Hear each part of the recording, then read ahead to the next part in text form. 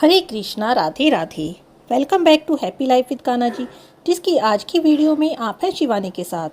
Happy life with Kanha जी की आज की वीडियो में हम सावन के सोमवार व्रत के विषय में बात करेंगे। सावन का महीना बहुत ही पवित्र और भगवान भोलेनाथ का प्रिय महीना माना गया है। ऐसी मान्यता है कि सावन के महीने में भगवान भोलेनाथ पृथ्वी पर वास करते हैं और अपने भक्तों की सभी मनोकामनाओं को पूर्ण करते हैं। सावन का महीना और विशेषकर सावन के सोमवार की विशिष्ट महत्ता है। जो भक्त सावन के सोमवार में भगवान भोलेनाथ की पूजा करते हैं, श्रद्धा और भक्ति पूर्वक सोमवार का व्रत करते हैं, वह जिस जिस अभिष्ट वस्तु की कामना करते हैं, जिस मनोरथ के साथ व्रत को करते हैं, उस मनोरथ की अवश्य ही सिद्धि होती है। उनकी मनोकामना पूरी होती है, भगवान भोलेनाथ का आशीर्वाद उन्हें प्राप्त होता है। तो आइए जानते हैं सावन सोमवार का व्रत कैसे किया जाए, जिससे कि भगवान भोलेनाथ और माता पार्वती की कृपा सहज ही प्राप्त हो जाए। सावन सोमवार का व्रत कैसे करना चाहिए, इस व्रत में क्या खाना चाहिए, कैसे पूजा करनी चाहिए, ये सब बातें हम आज की इस वीडियो में जानेंगे। तो चलिए वीडियो को शुरू करते हैं। देखिए, सबसे पहला सवाल, जब भी हम किसी व्रत पूजा पाठ को करते हैं तब मन में आता है कि क्या इस दिन हमें बाल धोने चाहिए या नहीं धोने चाहिए। देखिए, वैसे तो सावन के सोमवार के विषय में किसी भी शास्त्र में ऐसा नहीं कहा गया है कि इस दिन बाल नहीं धोने चाहिए, लेकिन लोक मान्यताओं के अनुसार इस दिन सावन के सोमवार के दिन व्रत करने वाले को बाल नहीं धोने चाहिए। जो सावन का व्रत कर रहे हैं, सावन के सोमवार का व्रत कर रहे हैं, उन्हें एक दिन पहले यानी रविवार के दिन बाल धो लेने चाहिए। और जब सावन के सोमवार के दिन स्नान करें तो उसमें आप गंगा जल का छींटा अपने बालों में लगा लें, या गंगा जल के अभाव में गंगा जल या किसी पवित्र नदी का जल अगर आपके पास नहीं है तो साधारण पानी को हाथ पर लगाकर उसे सिर पर फेर लें। बिना सिर धोए तो स्नान अपूर्ण माना जाता है, इसीलिए आपको गंगा जल या साधारण पानी का छींटा अपने सिर में जरूर मारना चाहिए, लेकिन बाल नहीं धोने चाहिए। स्नान करके शुद्ध कपड़े पहनें। एक बात का ध्यान रखें, सावन सोमवार का व्रत करने वाले को काले रंग के कपड़े बिल्कुल भी नहीं पहनने चाहिए। काले रंग को छोड़कर आप सफ़ेद रंग के कपड़े पहन सकते हैं, लाल रंग के पहन सकते हैं, पीले रंग के पहन सकते हैं, नीले या केसरिया रंग के कपड़े भी आप पहन सकते हैं, लेकिन काले रंग के कपड़े बिल्कुल ना पहनें। सावन के महीने में भगवान शिव की पूजा शिवलिंग के रूप में करना उत्तम माना जाता है, चित्र या फोटो की नहीं। अगर आपके घर में शिवलिंग विराजमान है या आपके आसपास भगवान शिव का मंदिर है तो आप वहां पर जाकर शिवलिंग की पूजा कर सकते हैं। लेकिन अगर दोनों का ही अभाव है, ना ही तो घर में शिवलिंग स्थापित है और ना ही आसपास कोई शिव मंदिर है, तब पूजा कैसे करें। ऐसे में आप पार्थिव शिवलिंग का घर पर ही निर्माण कर सकते हैं। पार्थिव शिवलिंग का निर्माण ना कर सकें तो मानसिक पूजा में शिवलिंग का ध्यान करते हुए पूजा करें। पार्थिव शिवलिंग का निर्माण कैसे करें। घर पर जो पार्थिव शिवलिंग का निर्माण किया जाता है उसका आकार अपने हाथ के अंगूठे के बराबर रखा जाता है। इसके लिए किसी शुद्ध स्थान से साफ मिट्टी लेकर आएं। उस मिट्टी से सभी कंकड़ या अशुद्धियों को निकाल दें। गंगा जल का उस पर छिड़काव करें। इसके बाद पंचद्रव्यों दूध, दही, शहद, चीनी और घी, इनका उस पर छींटा लगाएं। माना मिट्टी को पंचामृत से स्नान कराएं। इसके बाद अंगूठे के आकार के पार्थिव शिवलिंगों का निर्माण करें। शिवलिंग का निर्माण करते समय एक बात का ध्यान रखें, शिवलिंग का निर्माण आपको विषम संख्या में करना है, जैसे 5, 7, 9 या 11, 2, 4, 6 इस तरह से नहीं करना है। अगर आप घर पर पार्थिव शिवलिंग का निर्माण कर रहे हैं तो एक चीज़ का विशेष ध्यान रखें, जिन शिवलिंग का आपने निर्माण किया है सूर्यास्त से पहले पहले उनका विसर्जन करना है। विसर्जन के लिए आप किसी नदी, तालाब, कुएं, बावड़ी आदि पर जा सकते हैं। ऐसे में जाना संभव ना हो तो अपने घर में ही गमले में या क्यारी में उन शिवलिंग का आप विसर्जन कर दें। उन्हें पानी में रख दें, उसके बाद वो घुल जाएंगे और उस पानी को आप गमले में या अपनी क्यारी में विसर्जित कर दें। अब बात करते हैं कि सोमवार के दिन हम पूजा कैसे करें। किसी भी व्रत, किसी भी पूजा पाठ की जब हम शुरुआत करते हैं तो उससे पहले संकल्प करते हैं। संकल्प का मतलब होता है प्रतिज्ञा करना।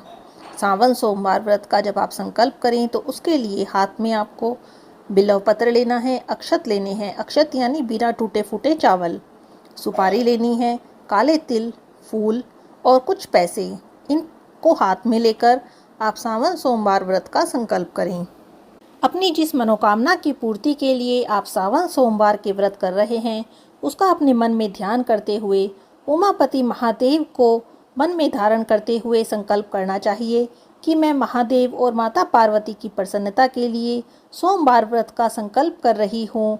भगवान महादेव और माता पार्वती मेरे व्रत में सहायक हों, मेरा यह व्रत निर्विघ्न पूर्ण हो और मेरी मनोकामना की पूर्ति हो। ऐसा संकल्प करके हाथ में जो सामग्री आपने ली है वह शिवलिंग के आगे अर्पित कर दें। उसके बाद शिवलिंग की विधि पूर्वक पूजा करें। यहाँ पर पूजा करने के संबंध में भी भक्तों के मन में कुछ दुविधाएं होती हैं, कुछ संदेह होते हैं, जिन्हें मैं दूर करने का प्रयास करूँगी। सबसे पहली बात तो रोली, कुमकुम, हल्दी, इनका प्रयोग शिवलिंग पर नहीं करना चाहिए। रोली, कुमकुम, हल्दी और मेहंदी ये सभी शिवलिंग पर नहीं चढ़ाने चाहिए।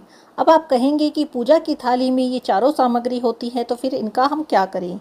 इन्हें आप माता पार्वती को अर्पण करें। शिवलिंग पर इन वस्तुओं को नहीं चढ़ाना चाहिए। दूसरी बात, नारियल आप शिवलिंग पर चढ़ा सकते हैं, लेकिन नारियल का जल शिवलिंग पर नहीं चढ़ाना चाहिए। जिसका मतलब है कि नारियल अगर आपको चढ़ाना है तो आप पूरा नारियल, जो पानी वाला नारियल होता है, वो आप पूरा का पूरा शिवलिंग पर चढ़ा सकते हैं, लेकिन उसे आपको शिवलिंग के आसपास तोड़ना नहीं है, टूटा हुआ नारियल नहीं चढ़ाना है। अगली बात, जब आप भगवान शिव को बिल्व पत्र अर्पित करें, शिवलिंग पर बिल्व पत्र चढ़ाएं, तो आपको बिल्व पत्र, जो 3 पत्ती वाला बिल्व पत्र होता है, ऐसे बिल्व पत्र लेने चाहिए। 3 पत्ती वाला बिल्व पत्र बहुत ही शुभ माना जाता है और पूजा के लिए उत्तम माना जाता है। इसके बाद आप जितने बिल्व पत्र लें उन्हें विषम संख्या में लें, जैसे कि 5, 7, 11 इस तरह से लें। 2, 4, 6 इस तरह से नहीं लें। 5, 7, 11 की संख्या में आप बिल्व पत्र लें और अगर हो सके तो आप उनको धोकर उन पर चंदन से राम नाम लिखें और फिर भगवान शिव को उनको अर्पित करें। विधिवत धूप दीप से भगवान शिव के स्वरूप शिवलिंग की पूजा करें। शिवलिंग के आगे आपको घी का दीपक जलाना चाहिए, तेल का दीपक नहीं जलाना चाहिए। इसके बाद नैवेद्य के रूप में भगवान शिव को आप मिठाई अर्पित करें। दूध से बनी हुई मिठाई भगवान शिव को अति प्रिय है, तो आप सावन के सोमवार के दिन दूध से बनी हुई कोई भी मिठाई भगवान शिव को अर्पित करें। इसके बाद सोमवार व्रत की कथा सुनें और आरती करें। सावन सोमवार का व्रत 3 तरह से किया जाता है।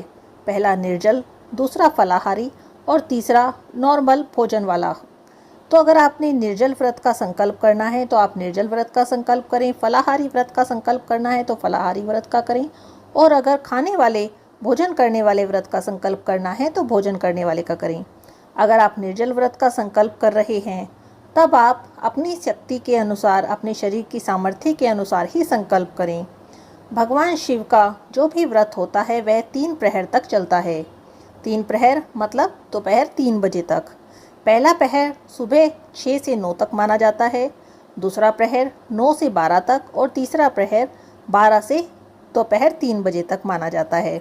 इसके बाद भगवान शंकर का जब भी आप कोई व्रत कर रहे हैं, सोमवार का व्रत कर रहे हैं या कोई अन्य व्रत कर रहे हैं, आप भोजन कर सकते हैं। तो अगर आप निर्जल व्रत का संकल्प कर रहे हैं तो आप, अगर आपका शरीर साथ नहीं देता तो आप 3 प्रहर तक व्रत का संकल्प करें। 3 प्रहर तक निर्जल निराहार व्रत करें। उसके बाद आप व्रत को खोल सकते हैं, भोजन कर सकते हैं या फलाहार ले सकते हैं या जल पी सकते हैं। अगर आपने फलाहारी व्रत का संकल्प किया है तो भी आपको 3 प्रहर तक व्रत करना है। 3 प्रहर के बाद आप फलाहारी भोजन कर सकते हैं।